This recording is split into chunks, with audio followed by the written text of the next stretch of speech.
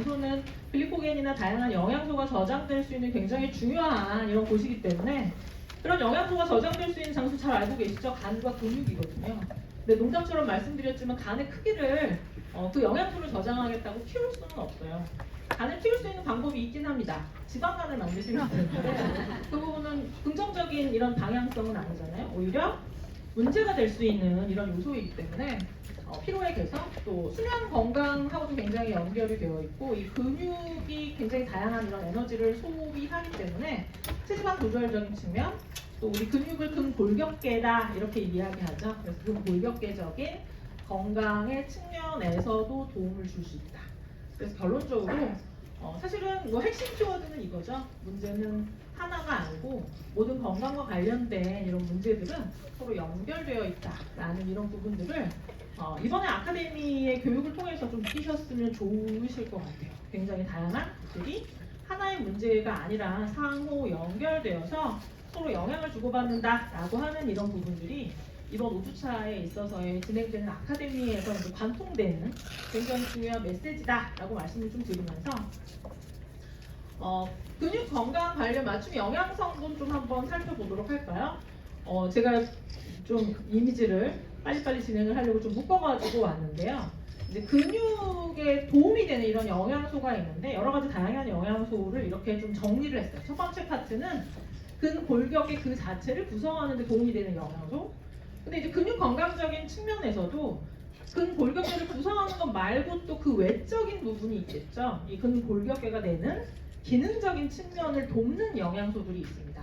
잘 알고 계시는 것처럼 단백질, 칼슘, 비타민 D 같은 경우에는 근골격계를 구성하는 주요 메이저 영양소다라고 말씀드릴 수가 있고 이 마그네슘 같은 경우에는 구성적 측면보다는 기능적인 이런 부분을 조금 관여를 하죠. 근육의 수축과 이완, 근육이 내는 에너지의 생성, 또 근육의 유지나 기능 향상적인 측면에 좀 도움을 주는 이런 영양소이고 그 외에 또 다른 기능성 성분이죠. 오미자 수출물이나 철분 같은 경우는 이제 근육에 산소를 공급하는 측면에 있어서 에너지 생성을 돕는 그래서 근육의 기능적 측면에 도움을 주는 부분이다. 그래서 우리가 접근해야 되는 게 뭐가 있을까요? 내가 근육이 부족했을 때 필요한 영양소, 또 근육은 있지만 근육이 내는 힘이 조금 결여됐을 때 있어서의 어떤 면에서 보면 접근 방식이 조금 달라질 수 있다라고 말씀드릴 수가 있고 이 근육 건강과 관련된 이런 부분들은 또 여러 가지 다양한 이 근육 건강의 하나의 메시지를 통해서 뼈 건강, 또 운동의 적응, 단백질의 대사, 신경 기능,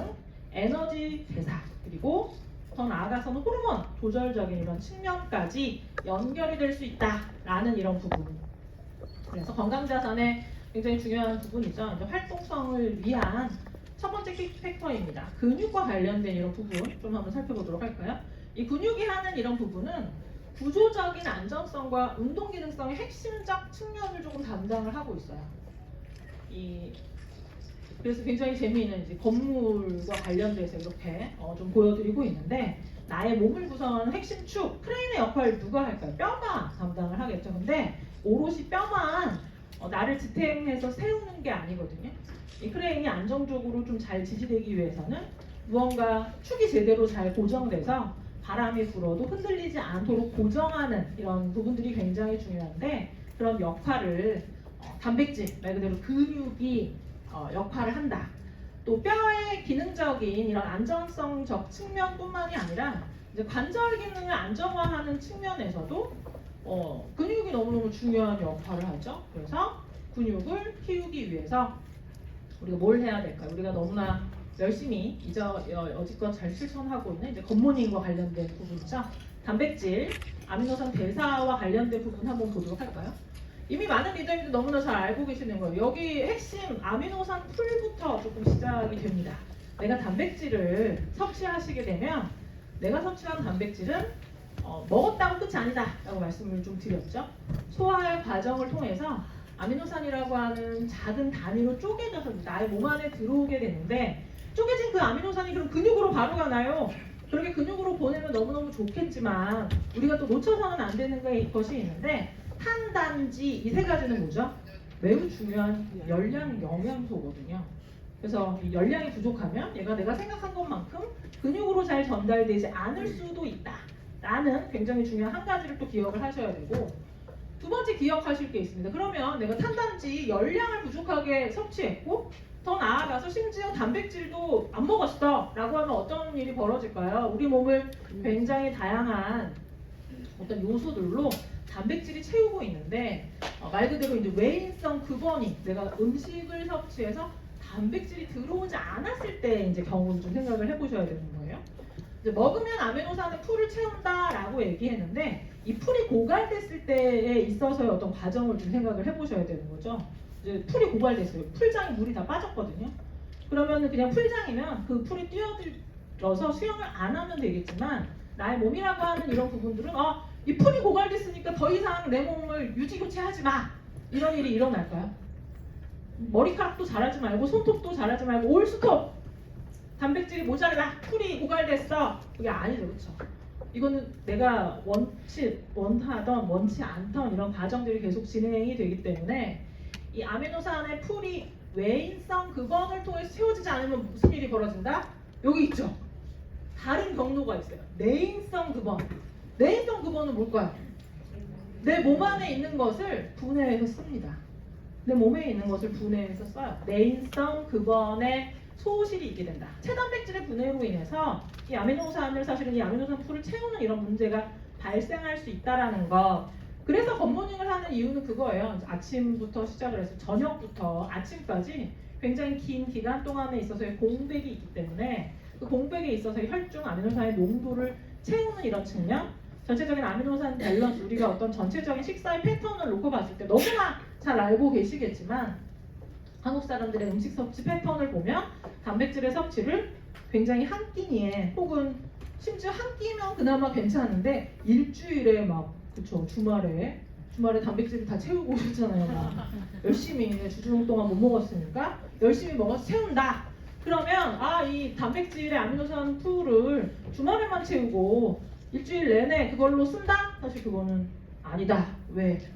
잘 알고 계시는 것처럼 세포 교체 주기가 사람마다 다르고 또 사람의 몸의 부위에 따라서 다르고 지금 이 순간에도 시시각각 1초에 거의 480만 개의 세포가 교체가 되고 머리서부터 발끝까지 굉장히 롱텀으로 아주 서서히 교체되는 것들도 있어요.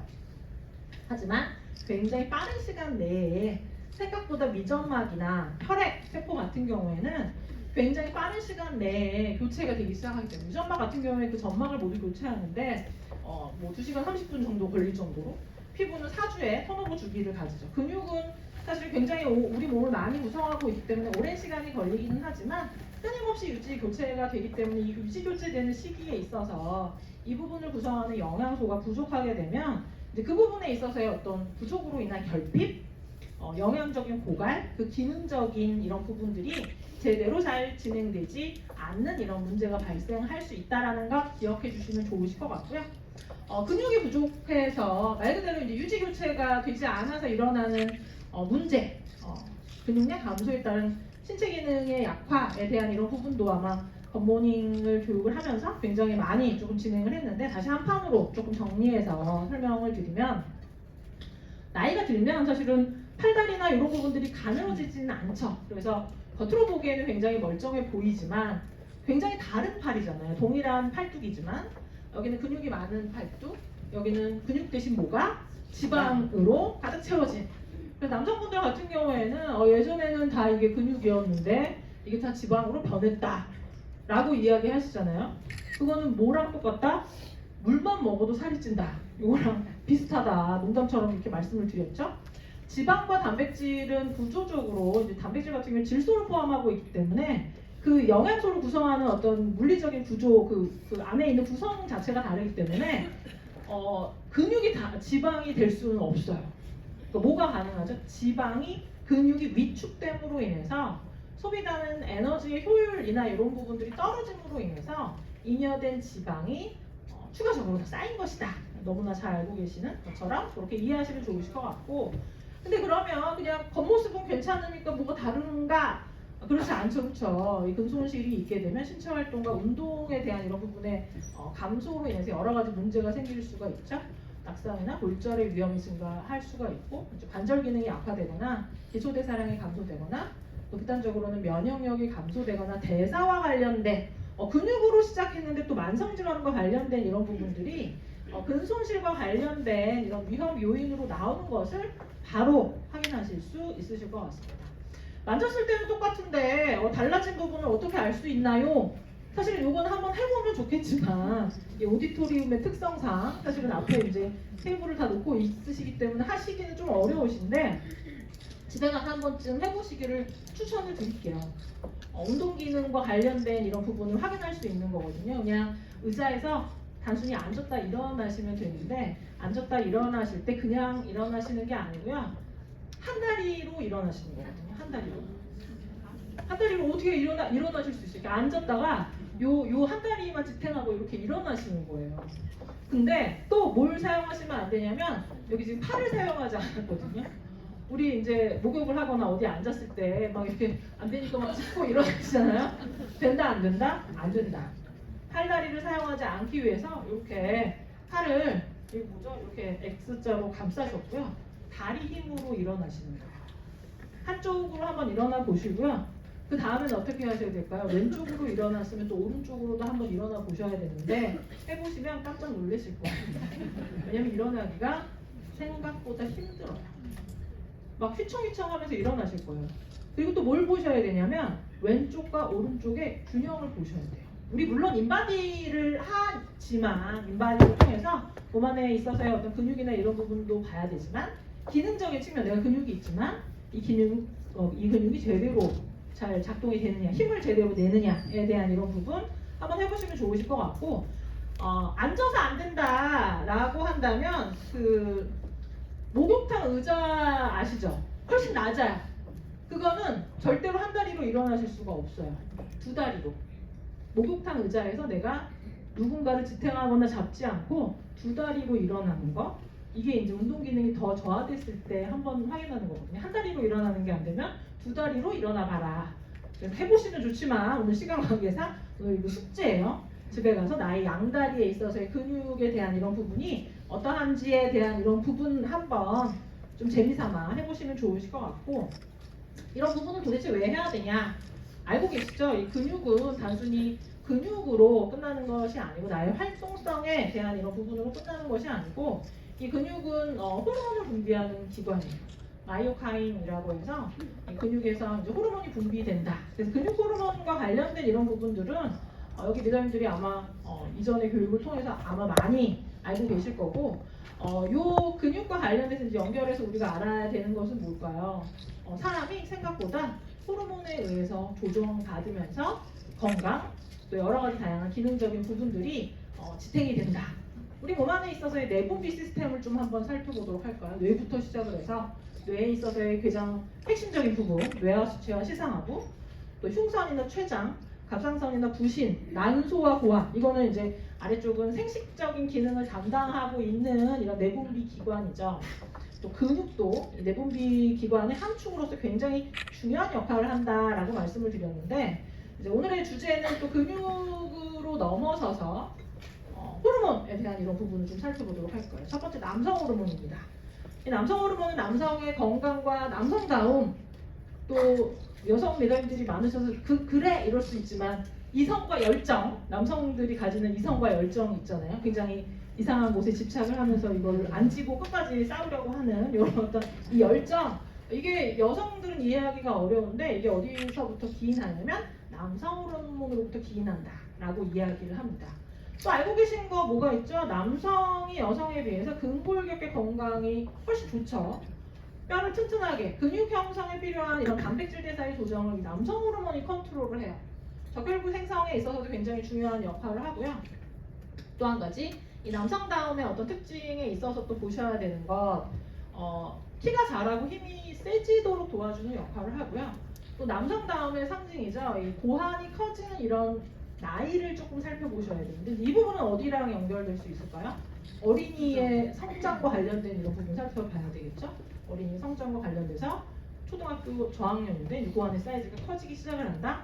그러면 너 남성답구나 이렇게 좋게만 보기는 어렵다. 굉장히 이른 시기에 이 부분이 이제 커지기 시작을 하면 사실은 이제 역으로는 2차 성징이 좀 빨리 오는 성조습과 관련된 이런 시그널로 볼 수 있다. 그로잉랩을 할 때 좀 설명을 드렸던 것 같고, 만 12세에서 11세까지 사춘기 절정, 변성이나 몽정 등이 나타날 수 있다는 것.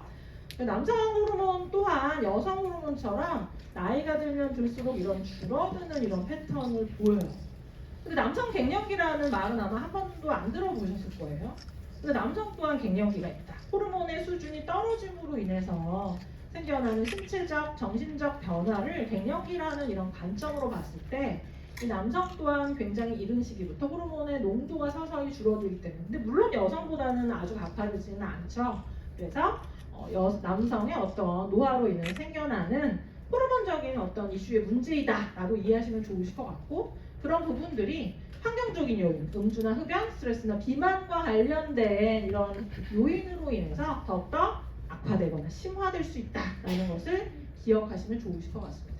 그럼 남성 호르몬에 대한 이런 부분을 봤으면 또 여성 호르몬에 대한 이런 부분을 봐야 되겠죠. 이 여성 호르몬 또한 여성을 더욱더 여성답게 건강하게, 피부가 윤택하게, 여성의 아름다운 어떤 신체 곡선, 또 임신, 출산, 수유를 가능하도록 하는 이런 어떤 그런 가능성들을 가지고 있죠. 이 여성 호르몬의 분비량은 7세에서 8세부터 조금씩 늘기 시작을 해서 12세 전후에 초경이 생겨난다. 20세 무렵까지 꾸준히 증가하는 이런 패턴을 보이는데요. 이 남성 호르몬의 패턴과는 조금 다르죠. 여성 같은 경우에는 굉장히 급격하게 올라갔다가 굉장히 급격하게 떨어지는 이런 패턴을 에스트로겐의 농도 변화로 조금 확인하실 수가 있는데요. 이 그림을 좀 잘 보시면서요. 동시에 예전에도 좀 많이 보여드렸던 자료죠. 국민건강영양조사 자료를 통한 첫 번째 지표는 뭐죠? 우리나라 사람들에게 이제 가장 요즘 이슈가 되는 만성질환적인 요인이에요. 고콜레스테롤 혈중 유병률을 지금 좀 보여드리고 있습니다. 고콜레스테롤 혈중 유병률, 핑크색은 여자고 파란색은 남자겠죠, 그렇죠? 우리 딱 놓고 생각해봤을 때 고콜레스테롤 혈중 누가 더 많을 것 같으세요? 남자가 더 많을 것 같으시죠, 그렇죠? 그냥 상식적으로 기름진 거 많이 먹고 술 많이 먹고, 그러니까 고콜레스테롤 혈증은 남자가 훨씬 더 많을 거야. 30세 이상의 전체 패턴에 파란색과 핑크색 한번 볼까요? 누가 더 많죠? 여자가 더 많아요. 놀랍게도 굉장히 놀랍죠, 그렇죠? 근데 이거를 연령대별로 뿌려서 조금 한번 유의 깊게 좀 보실 필요가 있습니다. 30대, 40대, 50대, 60대, 70대 이렇게 연령별로 뿌려놨는데 역전 현상이 보이는 게 지금 보이시나요? 30대, 40대까지는요 파란색이 우세합니다. 파란색이 우세한데 이 부분이 역전되는 시점이 있어요. 49세 이후 50세를 기점으로 해서 여성이 역전하기 시작을 하거든요. 이 아래쪽이 이제 마치 주가 그래프처럼 역전하는 이런 현상을 보이잖아요.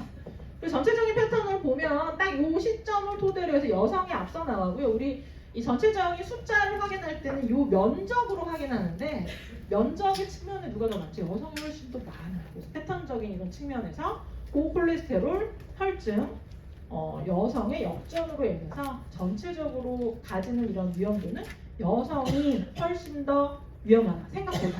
근데 이게 고콜레스테롤 혈증 유병률에서 끝나지 않아요. 폰트가 깨졌네요. 죄송합니다.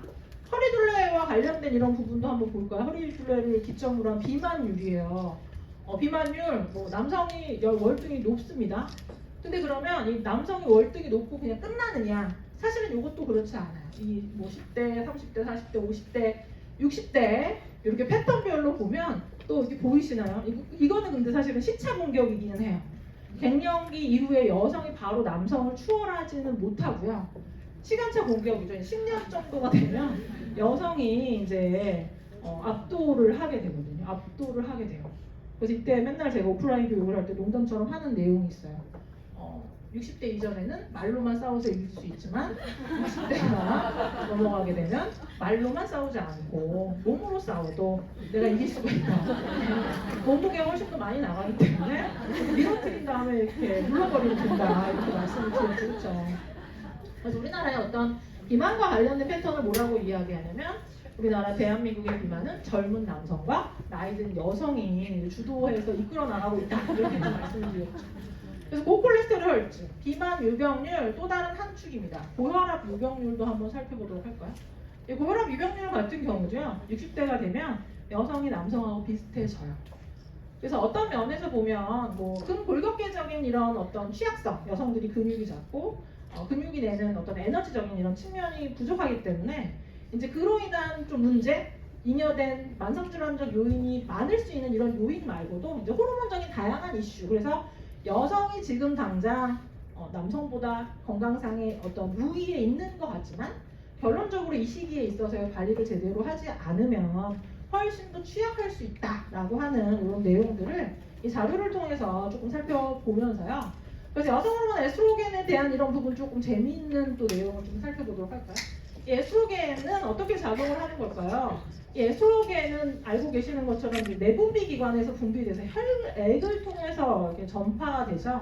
그래서 확산의 속도, 한번 확산되기 시작하면 우리 몸 전체에 조금 영향을 미치게 되는데, 영향을 미치는 요인은 뭐냐면 우리 몸의 다양한 기관에 이 에스트로겐의 그 호르몬을 받아들일 수 있는 수용체가 있기 때문이다 라고 말씀드릴 수가 있어요. 근데 이 에스트로겐 수용체가요, 재미있게 알파, 베타 두 가지 종류로 나눌 수가 있거든요. 이 에스트로겐 수용체 알파, 자궁과 부고한 유방, 백색 지방 조직, 신장과 뼈에 있어요. 이게 이제 에스트로겐 수용체 알파에 대한 내용이에요. 에스트로겐 수용체 베타 같은 경우에는 어디에 있을까요? 혈관 내피, 장, 폐, 방광, 골수 이런 부분에 있습니다. 그래서 이 에스트로겐이 분비가 돼서 이제 이 부분이 이제 동시에 이제 컨트롤이 되는데, 간혹가다가 이제 보여드렸던 것처럼, 앞에 보여드렸던 것처럼 여성 호르몬이라고 하는 이런 부분들이 굉장히 이제 유한한 이런 형태로 분비가 되기 때문에 그 일정 기간 이후에, 그러니까 분비가 이제 억제되고 떨어지게 되면 이 부분에 좀 도움을 받을 수 있는, 서포팅 받을 수 있는 여러 가지들을 우리가 조금 활용할 수 있잖아요. 그래서 이 뒤에 다시 한번 좀 보여드리면 여러 가지 요소들이 있는데, 그 요소적인 이런 측면에서 갱년기에 도움을 줄 수 있는 이런 다양한 영양소들이 있다. 내가 직접 호르몬은 아니지만 먹었을 때 에스트로겐 수용체와 조금 결합을 해서 마치 호르몬처럼 작동할 수 있는 이런 어떤 논리적인 이런 측면이 있다. 석류나 서양승마나 홍해 이소플라본이나 루바브의 뿌리 추출물 같은 이런 부분들이죠. 우리 몸 안에 이제 호르몬이 작동하기 위해서는 기관 내에 있어서의 수용체가 이제 결합이 돼서 작동이 되는 건데, 앞서 보여드렸던 일부 기관 같은 경우에는 이미 내가 문제가 있거나 얘가 비정상적으로 너무 과도하게 자극이 되면 좀 문제가 되는 이런 요소들도 있어요. 다시 앞으로 한번 가보도록 할게요. 알파, 베타, 이를테면 내가 이제 호르몬의 분비가 끝나서, 우리 여성은 잘 알고 계시죠? 이제 평생 쓸 원시 난자를 다 가지고 태어나잖아요. 그래서 갱년기라고 하는 이런 부분은 이 원시 난자가 이제 다 고갈이 된 거죠. 더 이상 배출할 이런 부분이 없기 때문에 얘를 이제 무리하게 자극할 필요가 없는데, 이 에스트로겐 수용체 알파에 해당되는 이런 조직이 계속적으로 또 다른 요인에 의해서 자극을 받으면 사실은 좀 문제가 될 수가 있어요. 그래서 이 알파의 형태가 아니라, 피곤하시죠, 그렇죠? 알파의 형태가 아니라 조금 영향이 덜한, 하지만 건강상의 이점을 가진 이런 베타의 형태를 조금 선택적으로 자극하면 좀 좋은 거죠, 그렇죠? 이 부분이 떨어지지 않도록. 그래서 그 부분에 도움을 줄 수 있는 이런 다양한 영양소들이 있다. 근데 만약에 이제 그런 영양소들이 제대로 공급되지 않으면 호르몬 저하의 어떤 문제로 인해서 혈관 내피의 건강이 좀 떨어지거나, 뼈와 관련된 이런 부분에 좀 영향이 떨어지거나 건강이 떨어지거나, 대사적인 이런 측면에 있어서의 마이너스 요인이 발생할 수 있다.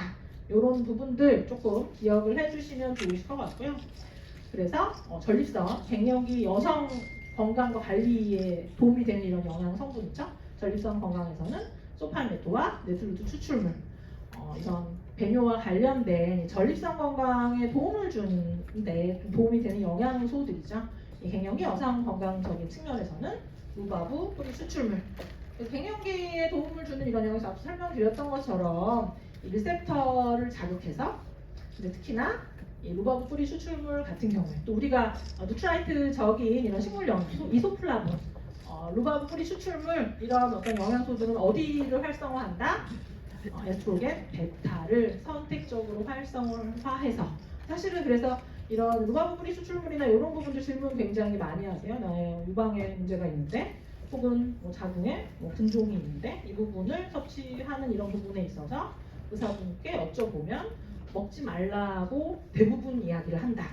근데 여기 보여드리는 에스트로겐 수용체적인 이런 측면에 있어서 알파가 아니라 베타적인 이런 부분을 활성화하는 이 부분을 가지고 있기 때문에 우리가 흔히들 알고 있는 이런 어떤 문제점에 대한 이런 그 부분을 최소화하면서 굉장히 안정적으로 안전하게 섭취할 수 있는 이점을 가지고 있다라는 이런 부분도 말씀드릴 수가 있고요.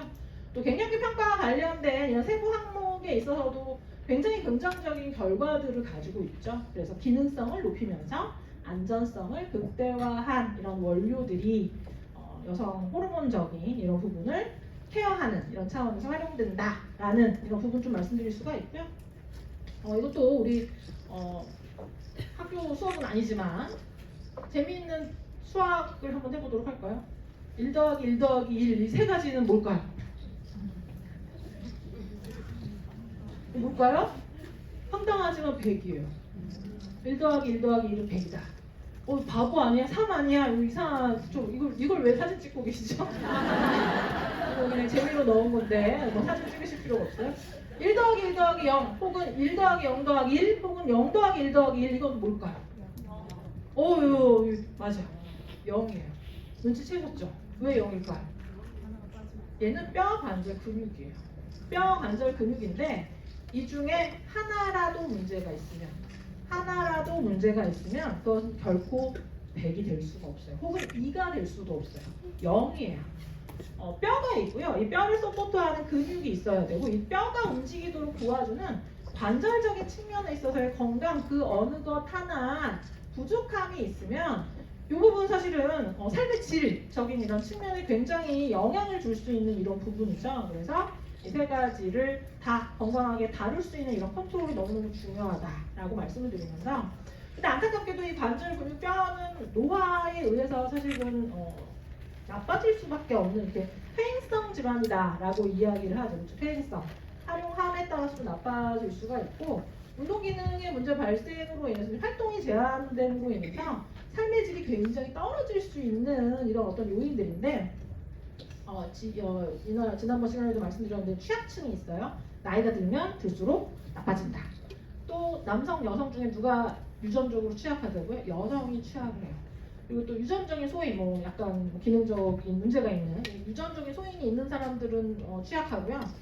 체중이 많이 나가면 얘를 지탱해야 되는 이런 부담 때문에 또 어려워요. 그리고 이전에 사고의 경력이 있다.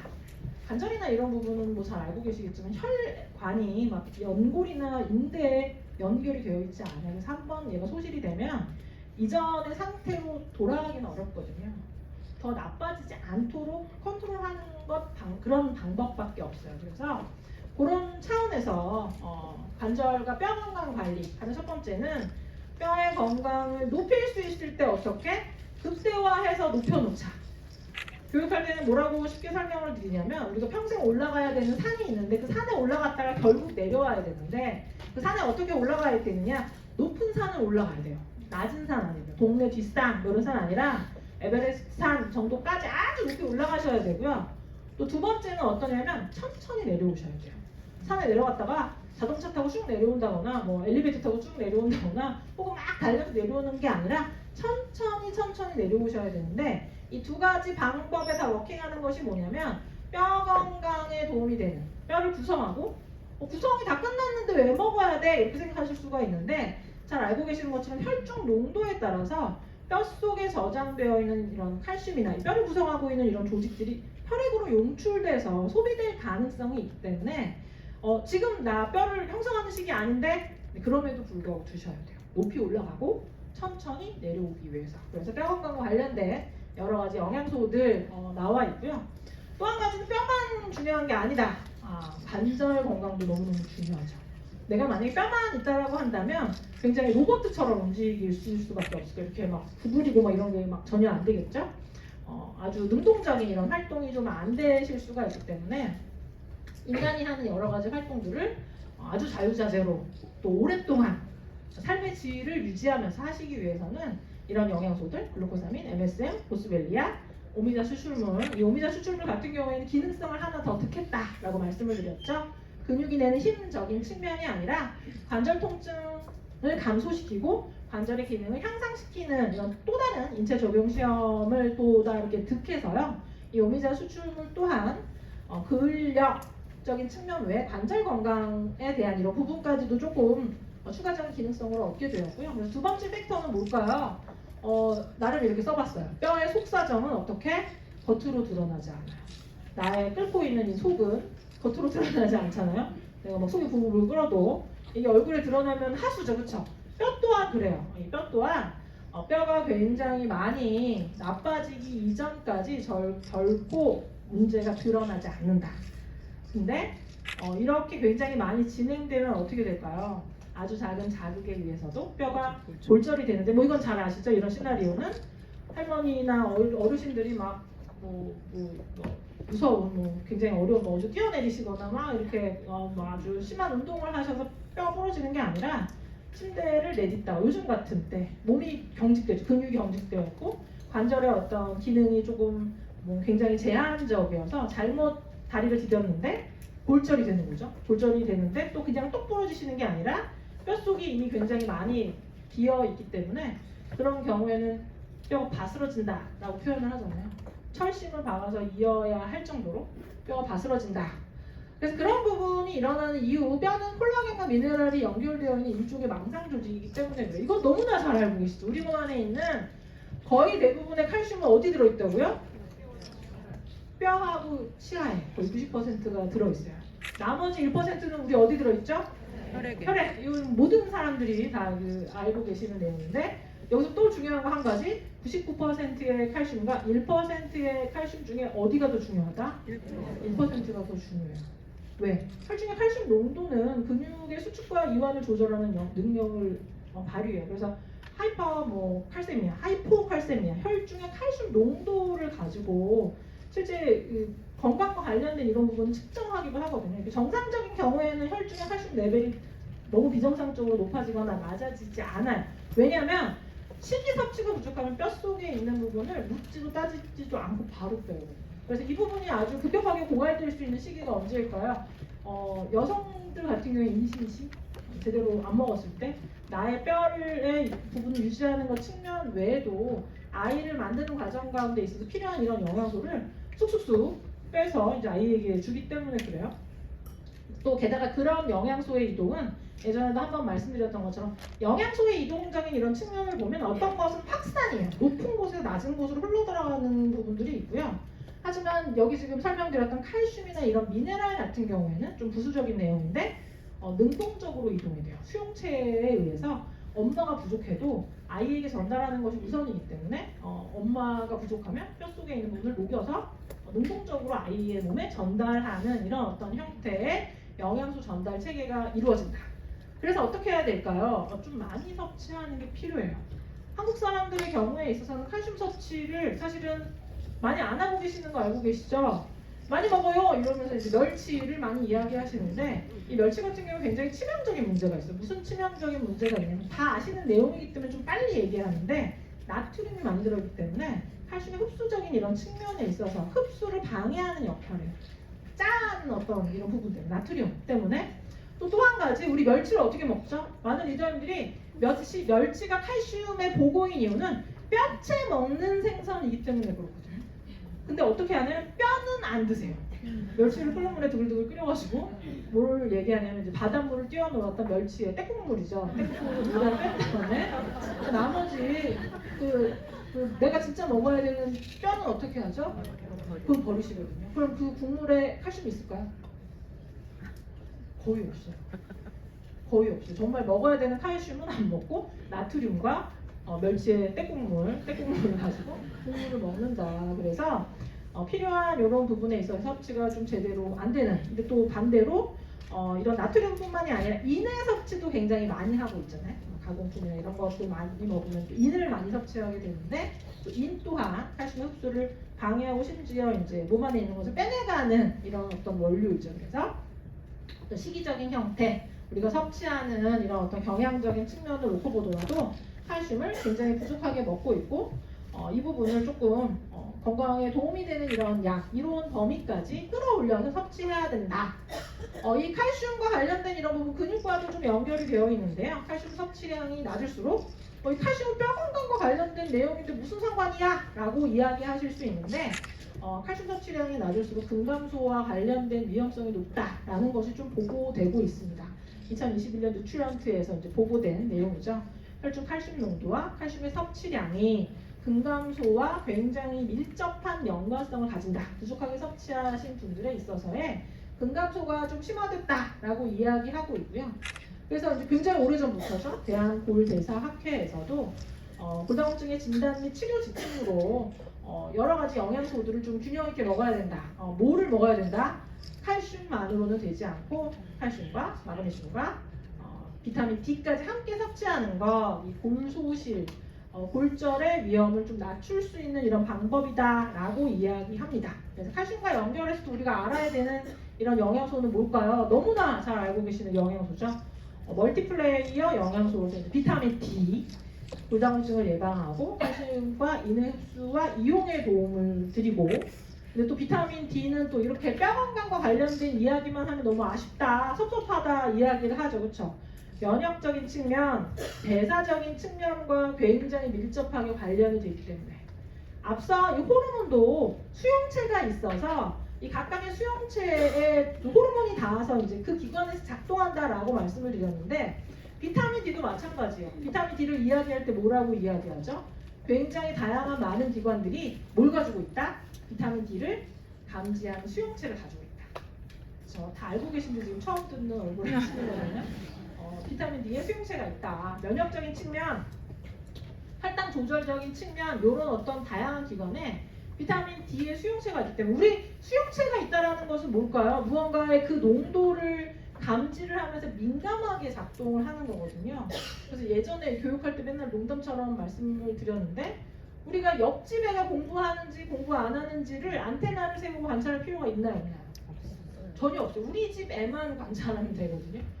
내가 괜히 에너지를 쓰면서 걔가 공부하는지 안 공부하는지를 확인할 필요가 없어요. 이 앞서 설명드렸던 수용체와 그 호르몬의 관계와 같아요. 그래서 비타민 D도 단순히 비타민이 아니라 굉장히 호르몬적으로 작동한다라고 이야기하고요. 이 혈중에 있어서의 비타민 D에 만들어지는 비타민 D의 이름도 다 잘 알고 계시잖아요. 이름이 뭐죠? 콜레칼시페롤이라고 이야기하죠. 콜레칼시페롤. 처음 들었지만 우리 다 알고 계신 내용이에요. 콜레는 뭐죠? 콜레스테롤이에요. 칼시는 뭘까요? 칼슘이죠. 페롤, 약간 호르몬처럼 콜레칼시페롤, 호르몬처럼 작동을 해요. 우리 몸 안에서 만들어지고 또 굉장히 역설적인 걸 또 우리가 알 수 있죠. 비타민 D를 그래 콜레스테롤을 가지고 만들어? 맞습니다. 비타민 D도 콜레스테롤을 가지고 만들어요. 어떻게 만들죠? 여기 리더님들께서 자외선을 쏘시면 만들 수가 있어요. 깊숙이 기미가 잔뜩 올라올 정도로 자외선을 아주 겨울철에는 만들어질까요? 안 만들어질까요? 안 만들어져요. 깊숙이 직사 광선이 들어가야 되기 때문에 우리나라 같은 경우에는 사계절 중 겨울철은 좀 어려울 것 같고요. 또 시간적인 이런 제약도 있어요. 굉장히 자외선이 센 시간 10시에서 2시 사이 뒤에서 보여드릴 텐데 그 시기에 자외선을 쐬면 만들어진다. 생각보다 좀 잘 안 만들어진다라는 거죠. 그럼 어떻게 해야 될까요? 먹으면 되겠죠, 그렇죠? 오늘 영양소들 사실 먹어서 섭취하실 수도 있잖아요. 근데 우리나라 이제 국민건강영양조사와 관련된 이런 영양소를 얼마나 먹는지에 대한 이런 부분 2022년에 자료로 놓고 살펴보면 비타민 D를 제대로 먹고 있다 없다? 제대로 또 사실은 잘 못 먹고 있어요. 그래서 굉장히 충격적이죠? 93%가 비타민 D가 부족하다. 왜 이렇게 부족할까요? 이 비타민 D가 이렇게 거의 대부분의 사람들에게 부족한 이유는 뭐냐면 국가 정책적인 측면에서 비타민 D의 그 상한 섭취량을 올렸습니다. 너무너무 올렸기 때문에 이제 과거 대비 얘가 하는 기능이 너무너무 많고 뼈 건강적인 어떤 이슈뿐만이 아니라 면역적인 측면, 대사적인 측면의 이점이 굉장히 많기 때문에 얘를 굉장히 높였다. 특히나 취약계층 같은 경우에는 혈중 비타민 D의 농도와 어떤 그 사람의 어떤 기대 여명이나 삶의 질과 관련된 이런 내용들이 굉장히 밀접하기 때문에 이 부분을 좀 많이 먹어야 된다, 좀 신경 써야 된다라는 이런 어떤 패턴으로 좀 굉장히 많이 늘렸다. 그래서 10시에서 3시 사이네요. 햇볕에 노출이 되면 만들어지는데 우리가 이제 여성분들 같은 경우에는 여름철에는 어떻게 하시죠? 여름철에는 다 가리고 다니시잖아요. 선글라스를 쓰시고 막 올해는 뭐가 유행을 했냐면 이슬람처럼 정말 이렇게 완전 다 뒤덮는 이런 마스크가, 얇은 마스크가 막 유행을 했죠. 선크림을 넘어서서. 그래서 그런 어떤 활동을 통해서는 우리 몸 안에 사실은 콜레스테롤을 가지고 비타민 D를 만들어내는 것이 좀 굉장히 어렵다. 비타민 D가 풍부한 음식이 이런 것들이 있는데 사실상 굉장히 많이 들어있지 않고 많이 먹지 않기 때문에 식단을 통해서는 충분히 섭취하기 좀 어려운 이런 부분이 있고요. 또 버섯에서 식물성 근원에 있어서는 버섯에서 그나마 좀 충분하게 이 비타민 D를 얻을 수가 있는데 좀 많은 양을 섭취해야 된다라고 이야기하고 있고요. 이 건강의 이점을 가지는 이런 비타민 D 먹는다는 것도 중요한데 우리가 또 알아야 되는 게 뭐죠? 우리 이전에 WX에 있어서의 인체 적용 시험을 살펴보면 먹는 것으로 끝내지 않았잖아요. 초기에 WX의 실험 뭘 했죠? 혈중의 농도 변화를 확인했잖아요. 베타카로틴의 농도 변화, 혈중 페르스틴의 농도 변화, 내가 먹은 것이 제대로 잘 흡수돼서 혈중의 농도가 얼마나 올라가는지에 대한 이런 부분이 굉장히 중요한데, 그래서 이 비타민 D도 굉장히 중요하다라고 이야기하니까 그냥 먹은 걸로만 본 게 아니라 낮아진 비타민 D의 레벨을 올리기 위해서는 어떻게 해야 되는지를 혈중 비타민 D의 농도를 기준으로 조금 실험을 한 결과가 있습니다. 여기 보시면 아주대 의과대학에서 이제 한 내용이죠. 2014년. 그래서 얼마나 먹어야 되느냐, 이제 권장량만큼 먹으면 되느냐? 사실 그렇지 않았고요. 우리나라에 있어서의 평균적인 혈중 비타민 D의 레벨이 어디 있냐면 결핍과 부족의 사이에 있다라고 이야기해요. 일반적으로 이제 사실 93%가 부족하게 섭취하고도 있고요. 부족하게 섭취하는 것 이외에도 이게 체내에 들어가서 혈중의 레벨 7을 굉장히 이제 충분치 않은 농도로 유지하고 있는 거죠. 그래서 얘를 어떻게 끌어올려야 되냐면 적정 레벨 수치 정도만큼 올려야 되는데, 이렇게 적정 레벨을 올리기 위해서는 어떻게 해야 된다? 적정 레벨을 올리기 위해서는 조금 고함량을 어느 정도 기간 동안에는 섭취해야 된다. 여기 보시면 최소 8주간 3000IU 정도의 고함량을 섭취할 필요가 있다. 어떤 경우에 이 결핍과 부족의 이런 단계에 있을 때.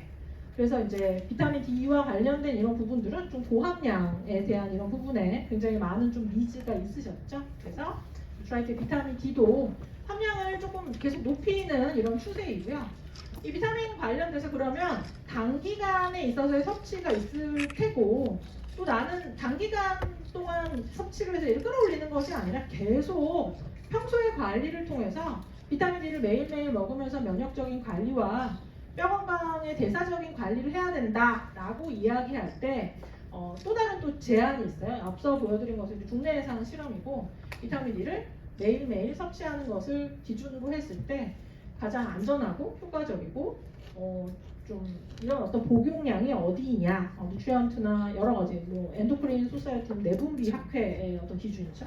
그리고 의학적인 이런 측면에 있어서의 다양한 학회에서의 기준을 놓고 보면 하루에 2000IU 정도의 비타민 D가 비타민 D의 결핍을 예방하고 또 나중에 나에게 올 수 있는 이런 문제를 예방 치료하는 이런 측면에 있어서 굉장히 효과적인 양이다. 단기적으로는 3000IU 이상 낮아진 이런 부분을 끌어올리고, 내가 장기적으로 섭취한다라고 하는 이런 기준으로 놓고 봤을 때는 2000IU라고 하는 이런 함량을 활용하시면 좋으실 것 같고요. 이 비타민 D와 칼슘과 더불어서 또 굉장히 중요한 역할을 하는 또 다른 비타민이 있습니다. 바로 비타민 K인데요. 얘는 뼈의 결정을 형성해서 뼈 발달에 기여하는 이런 역할을 해요. 뼈의 비타민 K, 의존성 단백질 오스테오칼신이라고 하는 이런 성분이 있어서 내가 섭취한 이런 다양한 영양소가 뼈로 제대로 가서 자리할 수 있도록 굉장히 중요한 역할을 한다. 그래서 칼슘의 내비게이션의 역할을 한다라는 이런 표현으로 비타민 K를 좀 소개를 해드렸죠. 그래서 이제부터는 뭐가 중요하냐면 환상의 짝꿍이 중요하다. 흡수 그 이상, 이제는 목까지, 전달까지 조금 고려를 해야 되는데, 그러기 위해서는 비타민 D와 K의 콤비네이션이 굉장히 좀 절묘한 조합이다라고 하는 이런 부분이죠. 인체 내에서 칼슘의 이용률을 높일 수 있다. 비타민 D는 어떤 역할을 하냐면 이 칼슘의 흡수 그리고 이용을 돕는 역할을 해요. 그럼 비타민 K는 어떤 역할을 할까요? 내가 흡수한 이런 칼슘이 뼈로 가서 제대로 잘 자리할 수 있도록, 돕는 이런 역할.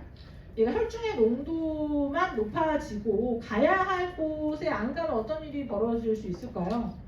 혈관이 석회화되거나 원치 않는 곳에 문제가 생기는 이런 어떤 이슈가 생길 수가 있겠죠. 그래서 이런 모든 부분들을 조금 고려했을 때 비타민 D와 K의 이 안전한 섭취가 또 다른 장점으로는 이제 뼈 건강적인 이런 측면, 또 앞서 설명드렸던 혈관의 석회화를 낮춰서 혈관의 탄력성을 유지하는 이런 측면에 있어서 비타민 D와 비타민 K의 조합이 굉장히 중요하다. 이 부분, 혈관에는 예전에 보여드렸던 것처럼 지방도 침착돼서 쌓일 수 있지만 일정 부분 어떤 정상 범위를 넘어서는 어떤 영양소가 오래 있게 되면 이제 그 부분이 혈관벽에 쌓여서 혈관의 석회화를 초래할 수 있다는 거죠. 그래서 이런 모든 균형을 고려해서 포뮬라가 구성이 되었다라는 거 좀 말씀드릴 수가 있고요. 또 다른 팩터는 관절입니다. 구조적인 안전성과 기능성의 또 다른 핵심 관절이죠, 그렇죠? 이거는 뭘까요? 이건 건물의 속살까지를 우리가 알 수가 없는데 건물의 내진 설계, 뭔가 기반이 흔들릴 때 그 기반이 흔들리지 않도록 건물이 무너지지 않도록 지지해주는 이런 어떤 역할을 하는 건데 이제 그런 역할을 우리 몸 안에서 이제 뼈가 담당을 하고 있기도 하고요. 또 다른 측면, 이제 움직임이라고 하는 이런 부분을 놓고 봤을 때 운동 범위가 크고 움직이는 횟수가 많은 이런 부분에는 그 움직임을 서포팅해주는 어떤 관절? 윤활 관절이 있다. 연골이고요. 양쪽에 뼈의 말단을 감싸는 연골이 있고 연골로 끝나는 것이 아니라 이제 이 부분에 관절낭의 형태로 이게 담겨 있고 여기에는 윤활액이 있다라고 말씀을 드렸죠, 그렇죠? 그래서 운동 기능의 핵심은 관절입니다. 2개 이상의 뼈가 만나는 이런 부분에 뼈가 서로 부딪히지 않고 자유롭게 움직이도록 해주기 위해서 관절이 있는데 이 관절의 구성은 앞서 하얗게 되어 있는 연골, 활막, 또 인대, 여러 가지 그 근육과 뼈를 좀 연결하는 이런 역할을 하죠. 인대와 근육으로 구성이 되어 있는데 이 완충작용, 연골의 충격을 흡수하는 또 윤활액의 분비로 부드러운 움직임을 줄 수 있는 윤활액, 또 불편감 없이 움직일 수 있도록 돕는 이런 편안함까지 관절 건강에 꼭 필요한 이런 3가지 요소들이 있어요. 근데 이거는 뭘까요? 연골을 지금 확대해서 아주 크게 확대해서 좀 보여드리고 있거든요. 이 연골의 구성 성분이 많을 때는 굉장히 촘촘한 조직이죠, 그렇죠? 굉장히 건강한 이런 형태인데 이게 노화로 인해서 혹은 너무 많이 사용함으로 인해서 이 연골이 약해지면 얘를 좀 더 정확하게는 이 연골을 구성하고 있는 프로테오글리컨이 소실된 상태다라고 이야기를 하고 있는데 이렇게 프로테오글리컨이 소실된 연골 같은 경우에는 충격을 완충하는 역할, 또 윤활액을 흡수했다 방출하는 역할, 자유로운 움직임을 줄 수 있는 이런 역할들이 좀 제대로 되지 않겠죠, 그렇죠? 너무나 보시면 아실 수 있는 것처럼.